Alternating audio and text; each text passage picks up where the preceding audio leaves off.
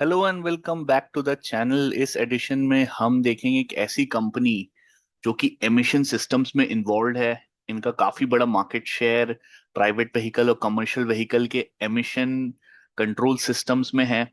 और ये जो ट्रांजिशन होने वाला है BS6 से BS7 और कैफे 3 नॉर्म्स इंडिया में है। कैफे 3 नॉर्म्स बेसिकली आपको ये बताता है कि आपका जो एमिशंस है एक पर्टिकुलर कंट्रोल लेवल पे होना चाहिए। तो उसके वजह से काफी इंपॉर्टेंस जो emission system control manufacturing companies हैं उनको मिल रहा है। उसमें से एक शारदा मोटर इंडस्ट्रीज है जिसका काफी बड़ा मार्केट शेयर है। इस इंडस्ट्री में 30% मार्केट शेयर है private vehicle and light commercial vehicle segment में। तो इसको हम थोड़ा समझते हैं, इसके कैश फ्लोज क्या हैं, वैल्यूएशंस क्या हैं, कंपनी का थोड़ा ओवरव्यू, इसका जर्नी, प्रोडक्ट पोर्टफोलियो, इसके मैन्युफैक्चरिंग फैसिलिटीज कहाँ पे है। 2010 में इन्होंने अपना रिसर्च एंड डेवलपमेंट स्टार्ट कर दिया था और अभी करेंटली इनके पास लास्ट ईयर इन्होंने 22 पेटेंट्स फाइल किए थे जिसमें से 4 इनको ग्रांटेड हो गए हैं। तो काफी सारा पैसा R&D में जा रहा है जिसका बेनिफिट इस कंपनी को देखने को मिल रहा है। इन्होंने साउथ कोरिया कंपनीज के साथ टाई अप किया है। इनका सबसे बड़ा ओवरहैंग और अभी कुछ लास्ट ईयर में इनके प्राइस में थोड़ा डिप हमें देखने को मिला था।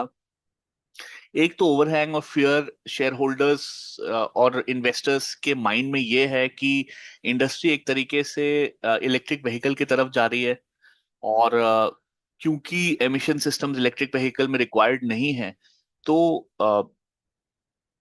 इस पे एक फेयर बना हुआ है कि ये फ्यूचर में अच्छा करेगी कि नहीं। ऑल्सो लास्ट ईयर क्या हुआ था कि मार्जिन कंप्रेशन काफी हुआ था। स्टील के प्राइसेस बढ़े थे। तो उसके वजह से एक डेफिनेट, अगर आप FY 25 और FY 26 के नंबर्स को कंपेयर करेंगे तो आपको एक डिप देखने को मिलेगा ऑपरेटिंग प्रॉफिट मार्जिन्स में। स्लो डाउन था ऑटो प्रोडक्शन में, उसकी वजह से इस पे इम्पैक्ट आया।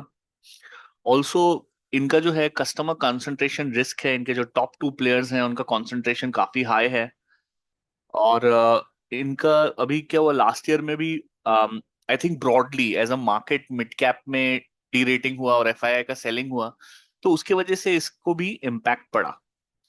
बट मेरा व्यू ये है कि मेरा मानना ये है कि EV अडॉप्शन एक तरीके से इतना स्मूथ इंडिया में अभी तक हुआ नहीं है।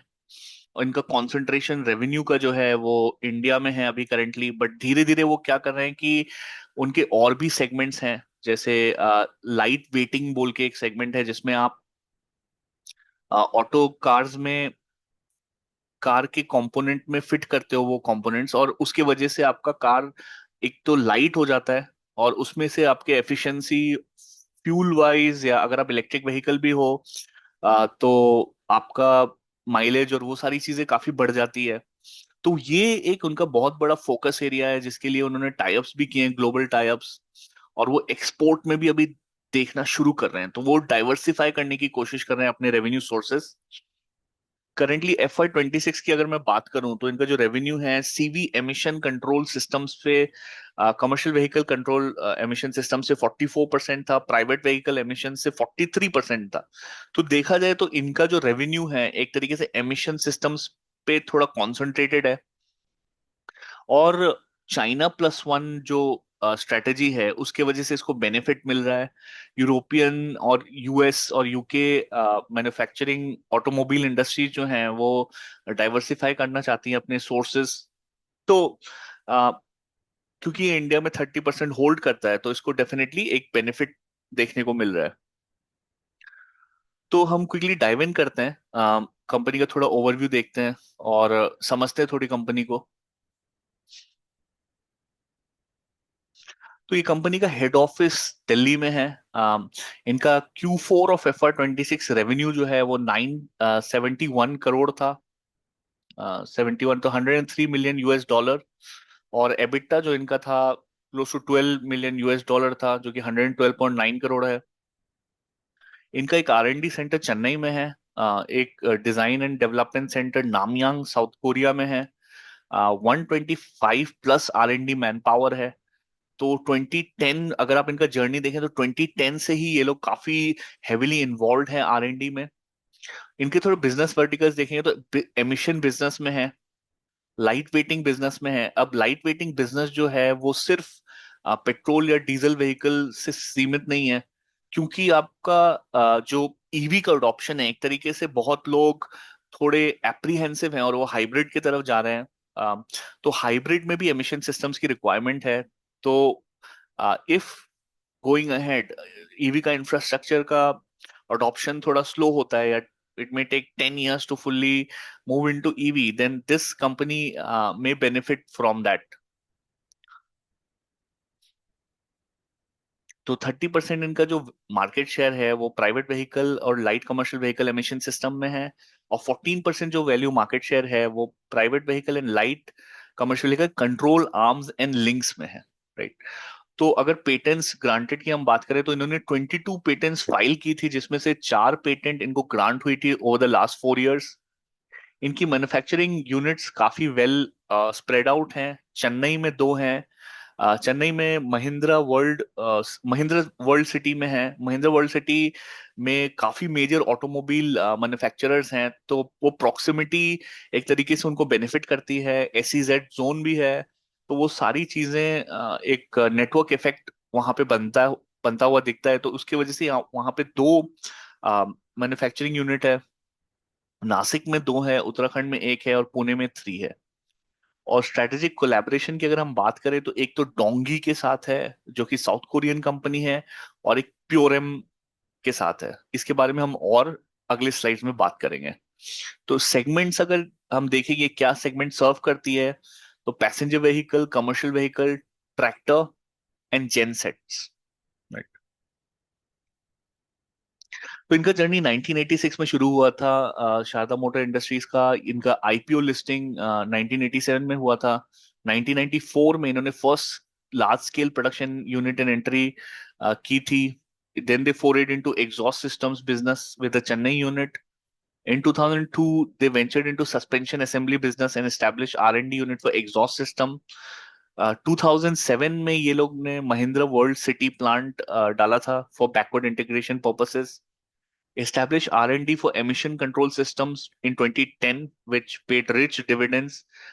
If you see the profit and loss numbers, in 2013, first in-house development of cold end and hot end system, entry into tractor emission system, joint venture with Purem Germany. फिर BS6 के products SOP 2020 में आए थे।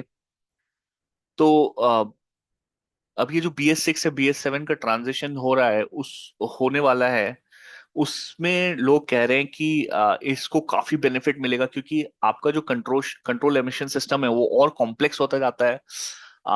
आपका जो revenue पर vehicle है वो बढ़ जाता है बिकॉज ऑफ द कॉम्प्लेक्सिटी, और कंटेंट्स पर व्हीकल भी बढ़ जाते हैं अगर आपका एमिशन सिस्टम इंप्रूव होता है। तो उस ये जो थीम है, इससे बेनिफिट शारदा मोटर्स इंडस्ट्रीज को काफी देखने को मिलेगा। तो अगर हम समझें इनका पूरा प्रोडक्ट पोर्टफोलियो, तो emission control systems control almost 87% of the revenue. Then soft top canopies में भी हैं ये। फिर फ्रंट एक्सेल असेंबली में है। सस्पेंशन की अगर बात करें तो सस्पेंशन में FY26 में 9% of the revenue came from suspension. Supply chain vertical से 2% आया था, मिसलेनियस से 1% और जेनसेट से 1% आया था। बट ये upper and lower control arms और इंडिपेंडेंट फ्रंट सस्पेंशन असेंबली है। ये upper and lower control arms are the part of light weighting to make the vehicle lighter. So in a way, these do not only depend on fuel emissions, and it is applied on EV vehicles as well.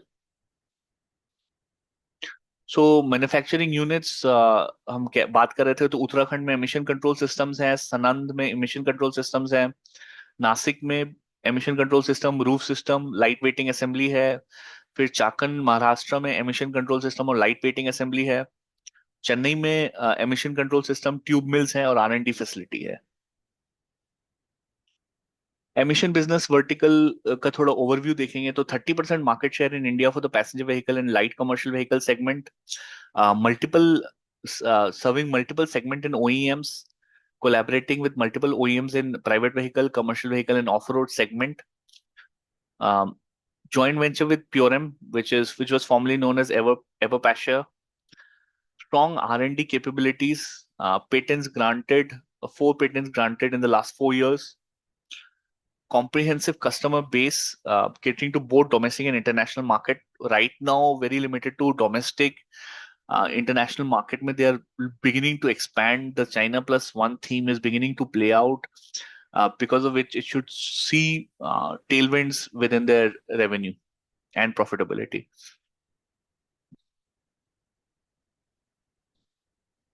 तो इनका R&D system के बारे में थोड़ा बात करेंगे. Mahindra world city centre में इनका एक R&D यूनिट है for emission systems, which was set up in 2002, and emission control system in 2010. A state-of-the-art facility to design, simulate, testing, and prototype of exhaust systems. R&D center has full capabilities to cater to various emission norms ranging from BS6, 6.2, and now I think by 2030 BS7 as well, which has become increasingly popular because of the increased pollution in big cities, which are being observed in India. In 2011, working with, तो इनका जो नामयांग में development centre है वो 2011 में establish हुआ था. They are working on India's R&D for exhaust systems. अभी थोड़ा बात करेंगे कि इनका कैसे R&D फोकस काफी हाई रहा है, जिस मतलब it has resulted in 4 patents being granted to them. So capital has steadily being invested over the years to build competencies in R&D, documented standard testing and analysis procedures in PLM system, because it's a very mature company in terms of the number of years that they've spent on R&D, the number of years they have been on the market. They've got listed in 1987, so it is not a new company. It's quite a well-established company dominating the exhaust system market space in India. So it should, according to me, give out good value in the, at least in the next 4 to 5 years, when the electric vehicle segment hasn't risen as much, and hybrid, also need to see how the adoption of hybrid is being taken up, because I feel adoption of hybrid will be much faster than EV, in my opinion. But yeah, this is not a stock recommendation. Please do your own research before investing. This is something. This is one stock which I stumbled upon, and I was studying it for myself. So I thought of studying it in a little bit more detail and presenting it to the community. But I also observed that a lot of people who come in and do watch the videos are not subscribed to the channel. It is my humble request to please subscribe to the channel. It would give us more reach. And our objective is to make videos which are higher in quality in terms of content, compared to Ankur Wariku and Akshat Srivastav. So because I feel their stock market analysis is very gimmicky. There's a lot of gimmicky other content creators as well, and the goal is to present quality in terms of what we are communicating, and also honesty in terms of uh, our intentions. So if you look at the gross tangible assets, it has grown from 355 to 579. And here, even here, if you see, there's a backward integration of tube mill manufacturing, stamping facilities, welding. So a lot of very technical terms. I'm not into automobile industry, and I do not understand a lot of this stuff that is being presented. But all I can say is that the central theme and the central story of all of this is that emission control a big chunk of the revenue, and there is a opportunity I see within the emission space, given how strict norms are becoming, and how these norms will continue to drive value for the companies like these, which hold a major portion of exhaust systems and catalytic converters, which are attached to the exhaust systems, which control the so basically all the emissions which come in from there, they converted into water vapor and CO2. So they kind of like filter all the exhausts which are coming from the automobile, and they do have a big segment which are other things. Those other things also required to grow by quite a lot in terms of especially the lightweighting segment, because it is not um, specific to only petrol and diesel vehicles. It'll be applied on flex fuel, ethanol. So there are a lot of variables which are there on um, electric vehicle, on a hybrid vehicle as well. So the company is cognizant of the fact that they need to broaden the horizon from just exhaust systems contributing to revenue to other systems components going within the automobile industry. But having said that, I also do understand that those segments within the automobile industry are very commoditized. It is very difficult to squeeze margins out of them. So if you see a company like Motherson Sumi, uh, they create auto component parts, and a lot of times, um, a lot of the automobile components which supply to the OEM, because the OEM have such a large requirement, they are able to squeeze margins out, and which results in a closure of a lot of the automobile supply companies, right? And so I think the movement towards that part is uh, is going to be very tricky. सो हम लोग light weighting business vertical की बात कर रहे थे, तो यहाँ पे अगर हम देखें तो 14% इनका मार्केट शेयर पैसेंजर व्हीकल और light commercial vehicle control arms and link से आता है. um, um, ये जो है इसका बेसिकली इनका कोलैबोरेशन डोंगी इंडस्ट्रियल कोरिया से है, तो the very serious about increasing the market share for this. The major purpose of lightweighting is kind of to make the car more efficient in terms of mileage if it is a petrol or diesel vehicle, in terms of more output if it's a electric vehicle, and even for hybrid. So it cuts across all segments, and the market share for this should increase.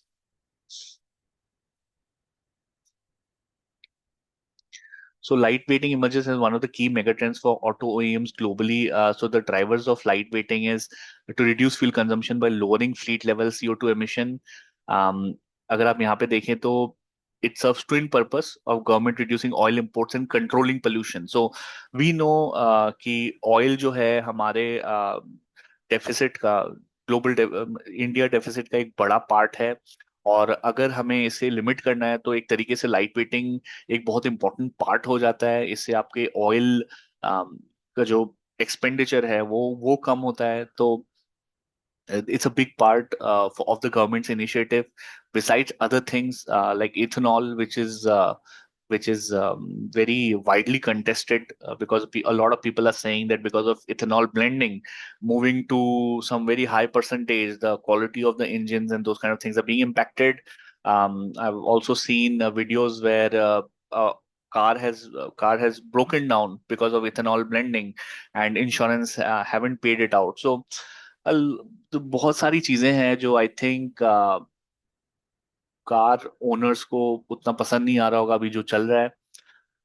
And काफी interesting है ये देखना कि ये कैसे आगे जाके sort out होती है, क्योंकि मुझे ऐसा लगता है कि अगर वो इंश्योरेंस पे आउट नहीं कर रही है तो it's a big big problem. और nobody is willing to take responsibility in terms of ethanol blend हो रहा है और क्रूड ऑयल बच रहा है, बट उसकी वजह से अगर किसी का गाड़ी खराब हो रहा है तो वो एक बहुत बड़ा लॉस है मेरे हिसाब से. तो structurally a lot of things need to be changed. तो यहाँ पे अगर हम देखें तो they are targeting the biggest market US and Europe. This is ये मैं बात कर रहा था आई थिंक China+1 स्ट्रेटेजी का. यहाँ पे अगर आप की सेगमेंट्स देखें इसके बारे में हम बात कर चुके हैं, और सिलेक्ट टारगेट प्रोडक्ट्स, ये सारे प्रोडक्ट्स इसके टारगेट में हैं, but very small part of the revenue.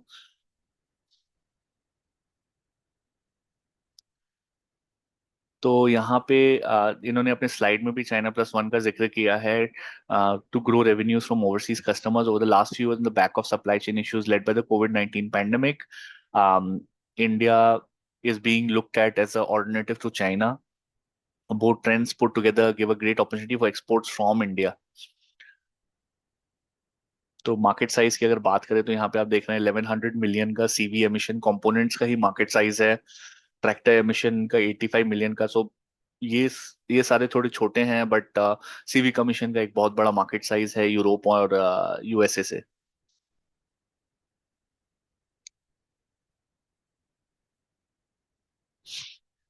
FY 25 में कुछ ऑर्डर्स की अगर बात करें तो आप देखेंगे कंट्रोल आर्म्स में यहाँ पे लाइफ टाइम वैल्यू 22 मिलियन का एक Q3 FY 26 में ऑर्डर आया था। एमिशन कंपोनेंट सिस्टम का 40 मिलियन लाइफ टाइम वैल्यू का एक north American engine and genset manufacturer से आया था। एक इंडियन पीवी कंपनी से आया था 23 मिलियन का लाइफ टाइम वैल्यू का Q4 FY 26 में। सीईवी एडजेसेंसीज एमिशन बिजनेस वर्टिकल, इसका आया था 17.5 million, one of the largest of highway manufacturers in India. FY 26 में कुछ ऑर्डर्स देखे तो एमिशन कंपोनेंट्स का north American largest engine and genset manufacture का 3.5 million, 25 million from control arms and links in Q4 FY 26। तो ये कुछ orders हैं इन्होंने इसका जिक्र किया है। और कुछ हैं जो इसका मैन्युफैक्चरिंग टाइम FY 28 में शुरू हो रहा है, तो quite some time to go. So यहाँ पे आप देखें तो लाइफ टाइम वैल्यू 41.7 मिलियन का लाइट वेट कंट्रोल आर्म्स और ये सारी चीज़ों में, तो इनका जो टाई अप है डोंगी के साथ, उसका रिजल्ट ऑलरेडी देखने को मिल रहा है। और ये काफ़ी बुलिश है इसका इसके कंट्रीब्यूशन का टॉप लाइन और बॉटम लाइन पे। तो अगेन ये FY 26 में significant order, emission emission emission, चार में से तीन एमिशन है और एक लाइट वेट कंट्रोल आर्म्स है। 24 मिलियन, 15 मिलियन, 10 मिलियन। तो यहाँ पे 25 और 24, 49 मिलियन एक तरह के लाइफ टाइम वैल्यू एमिशन से आ रहा है, और 15 million light weight control arm से आ रहा है। तो की फेवरेबल मार्केट ट्रेंड्स की अगर हम बात करें तो एक तो strong requirement for light weighting due to multiple power trains, CAFE norms and safety requirements. और China+1 थीम की ये बात करें, फिर emission norms regulation, BS7 introduction. तो ये जो है ये काफी बड़ा एक अपॉर्चुनिटी है कंपनी के लिए to increase revenues substantially. BS7, if I am not wrong, 2030 में ये इंट्रोड्यूस होने वाला है। Please do let me know in the comment section if you know more about BS7 or you're into the automobile industry, and how the introduction of BS7 might cause a huge impact to Sharda Motor Industries, and what are some of the impacts that you see happening to the company. और ये localisation drive भी है, customer time priority due to geopolitical situation. तो ये सारे कुछ trends हैं जो, और जो इनके ग्रोथ स्ट्रेटेजी को एड कर रहा है। की फ्यूचर ग्रोथ एरियाज में अगर देखें तो scaling up the light weighting business verticals, we had discuss this, so increasing the market share in control arms and axle assemblies, adding products content by car, by harnessing new age lightweighting processes, growing revenues from exports with focus on Europe and USA markets। currently अभी बहुत छोटा है, और ये CV emission और components में ये घुसना चाहते हैं, temperature control tubes and heat shields में घुसना चाहते हैं। तो ये सारी चीजें पे ये इनका फोकस रहेगा। Capturing opportunities and increasing domestic addressable market adjacencies, BS7 to increase content per engine and lead to market consolidation, adding business and temperature control pipes, heat shields for off highway and CV customers।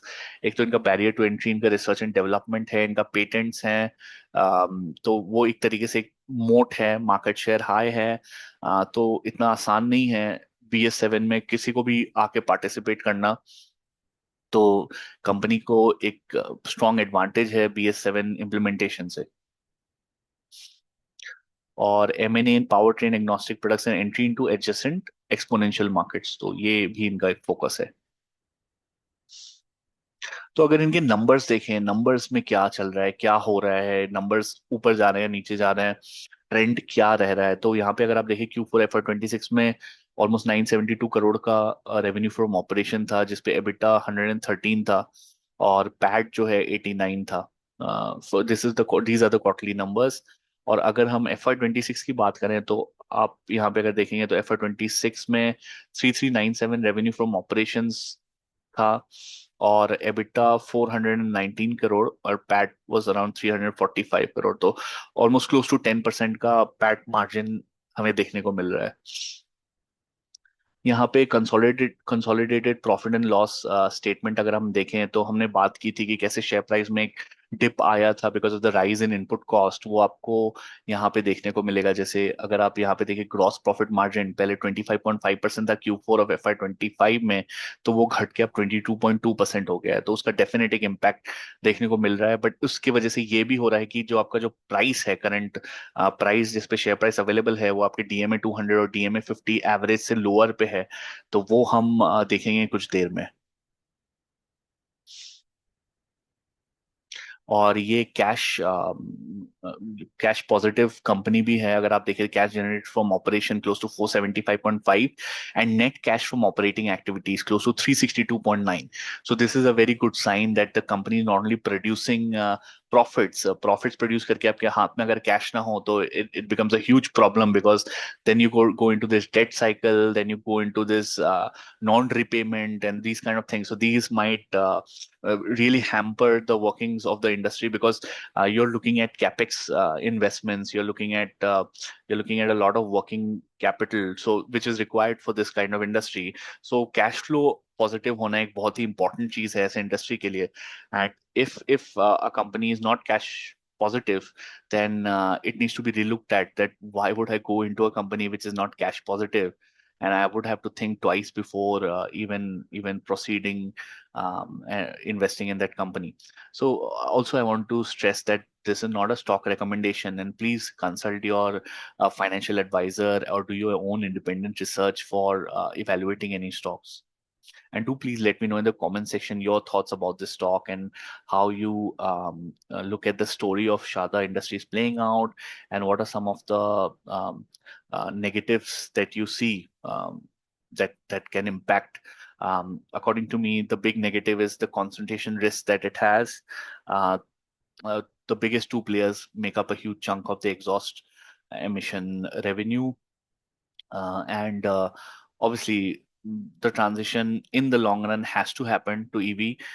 So those are overhangs on the company, but I feel those overhangs are um, like blown out of proportion. मतलब उसका एक overreaction हमें देखने को मिला है. Because the company quality and the cash flow production and those kind of things are good, and I feel it will continue to be good in the next 3 to 4 years, 4 to 5 years minimum. तो यहाँ पे अगर हम देखें revenue from operation quite मतलब 10.8%, 11% के CAGR से grow कर रहा है, which is not at all a bad growth rate for a company which dominates 30% market share in some of the key exhaust systems emissions. EBITDA की बात करें तो 16.4% से ग्रो कर रहा है, और पैट अगर देखें तो 23.4% से पैट ग्रो किया है since FY22। Return on equity की बात करें तो यहाँ पे आप देखेंगे कि रिटर्न ऑन इक्विटी में एक डिप आया है। एक तरीके से मार्जिन में कॉन्ट्रैक्शन हमें देखने को मिला था because of the high input costs in FY26, geopolitical tensions and those kind of things. But yeah, these I think are temporary blip, and they should then resort to normalcy. But यहाँ पे एक और reason return capital employed का decrease का है, वो है कि you're moving away from exhaust system being your primary driver of revenue to um, more lightweighting and things which are which you have less pricing power. Even I feel on exhaust system as well you have a less pricing power, but it's just that the pie will grow in terms of the requirements from the government on BS6 or BS7 and CAFE norms. So that because you hold a majority 30%, so you should benefit from the growth of the pie. That is one thing that I see. But yeah, I think in terms of pricing power बहुत कम रहता है, क्योंकि OEMs are such big consumers of them, and because they know that they so Mahindra and Mahindra or Maruti Suzuki take up a lot of give them a lot of revenue, so they try to squeeze the margins as much as possible. That is definitely there.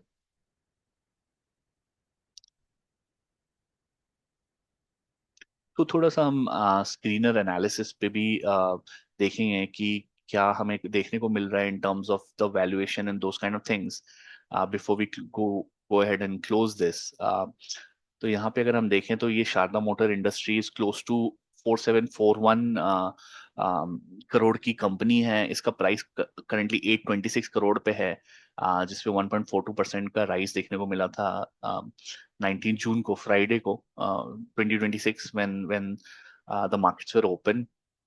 The recording date is 21st June 2026, which is on a day where market is closed. Stock P is currently at 14.3. ROC and ROE numbers are very good in terms of return on capital. Profit growth has been 9 to 10%, so nothing to write home about. But I think this can blow out as we approach towards BS7, which is still 3 to 4 years away. But the cafe norms are cafe norm implementations are much before that, so those kind of things will happen. If you see pledge, there is no pledge.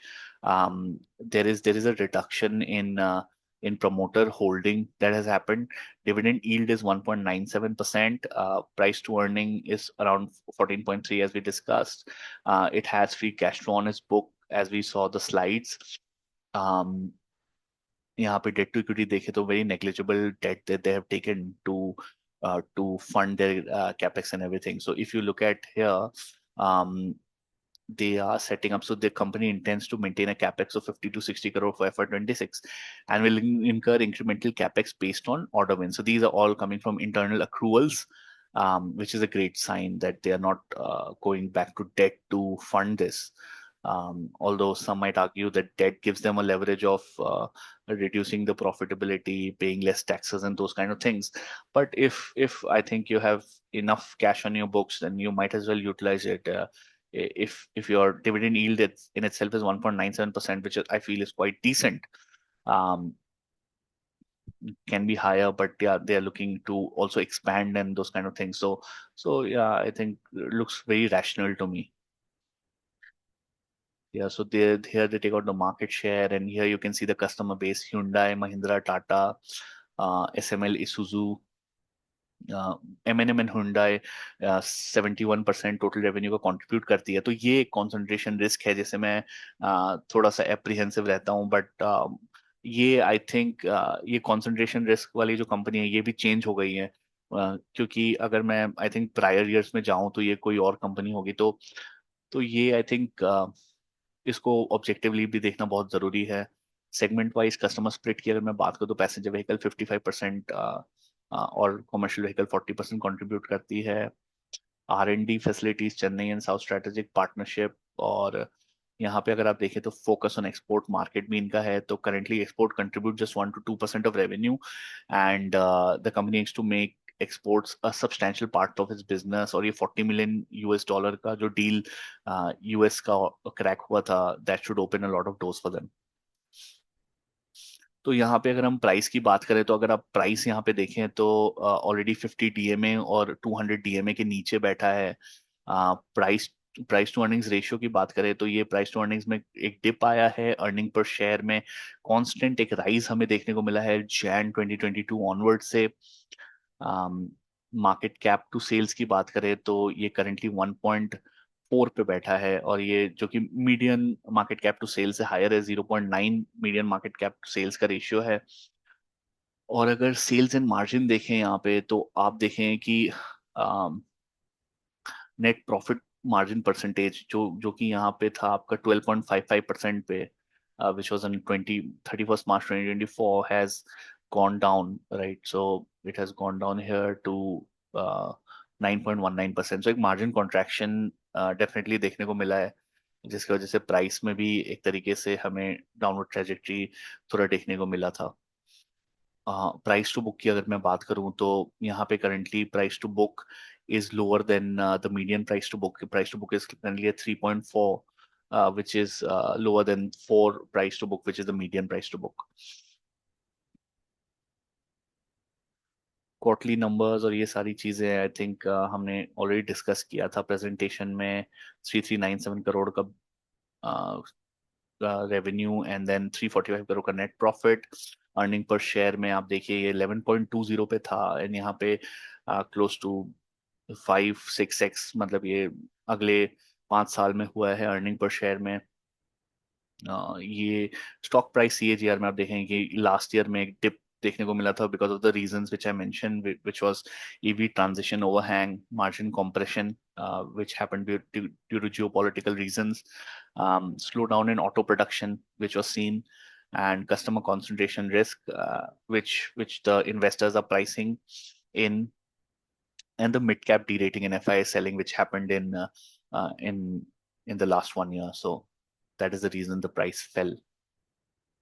So cash flows, again, if you see, free cash flow is very good. In March 24, it was around 340. Right now, in March 2026, they have 324 of free cash flow on their books, which is a great sign. If you look at some of the investors which are there, so I was talking about how a promoter holding. So if you see March 2024, they had 73.2%, and it went down 64.31%. But since June of 2024, there hasn't been any sell from the promoter side. So FIIs, if you see public, if you see some of the DIIs which are invested, is ICICI Prudential Flexi Cap Fund, HSBC Mutual Fund, Nippon Life India Trustee Fund. So that's it from this edition. Please do let me know in the comment section what you thought about the analysis. I'm no expert in the automobile field, so I try to do my best. Pardon me for any mistakes that might have happened on the disc or while describing the automobile parts and those kind of things. Please do subscribe to the channel. We observe that 98% of the people who do come to the channel and watch the videos do not subscribe to the channel. Your subscription means a lot to me. Genuinely, I do want to change this culture of content creators creating quite cringe videos on the stock market, saying that itna lagaoge to itna milega. That is not the goal. The goal is to try and understand the business thoroughly and to take calls based on knowledge, because I really believe that knowledge is power. And yeah, that's it. And thank you, and have a great day ahead.